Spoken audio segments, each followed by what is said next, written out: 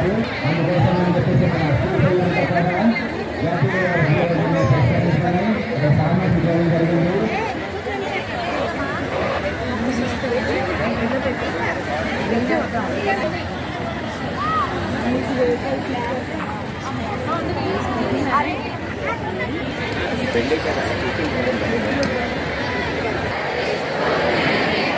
ప్రజాస్వామ్యంపై విశ్వాసంతో మన దేశ ప్రజాస్వామ్య సంప్రదాయాలను స్వేచ్ఛాయుత, నిష్పక్షపాత, ప్రశాంత ఎన్నికల ప్రభావాన్ని నిలబెడతామని మతం, జాతి, కులం, వర్గం, భాష లేదా ఎటువంటి ఒత్తిడులకు ప్రభావితం కాకుండా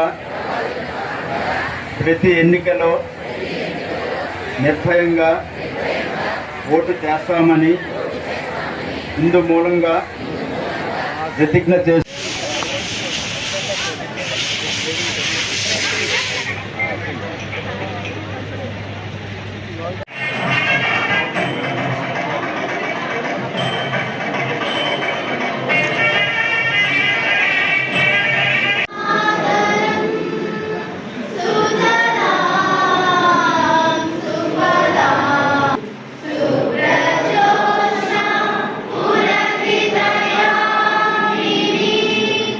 plays a critical role. ప్రశాంత ఎన్నికల ప్రభావాన్ని నిలబెడతాం. భారతదేశం మన వరల్డ్స్ లార్జెస్ట్ డెమోక్రసీ అని మీ అందరికీ తెలుసు. ఈ లార్జెస్ట్ డెమోక్రసీకి అతి పెద్ద పండుగ అంటే మనకి ఎలక్షన్స్. దీని భాగంగా ఇది ఎందుకు ఈరోజు చెప్తున్నామంటే, ఈరోజు 14వ నేషనల్ ఓటర్స్ డే రోజు మనము ఓటర్ అవేర్నెస్ తో పాటు ఓటు ఒక విలువ, అదేవిధంగా ఈ థీమ్ ని అర్థం చేసుకోవడానికి చాలా అవసరం ఉంది. మీరు చూసుకుంటే nothing like voting, I vote for sure అంటే నేను ఖచ్చితంగా ఓట్ చేస్తాను దాని అర్థం. ఈ మెసేజ్ ని మన అనకాపల్లి జిల్లాలో ప్రతి ఒక్క ప్రాంతాల్లో, ప్రతి ఒక్క చిన్న హ్యాబిటేషన్ లో మనం తీసుకొని వెళ్ళాలి. ఈ బాధ్యత మన వరకు ఉంది, మన దగ్గర ఉంది.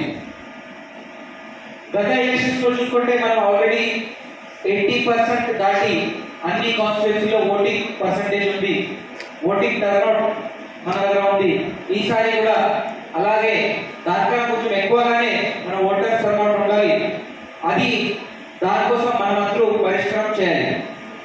ముఖ్యంగా మీరు అందరూ చూసుకుంటే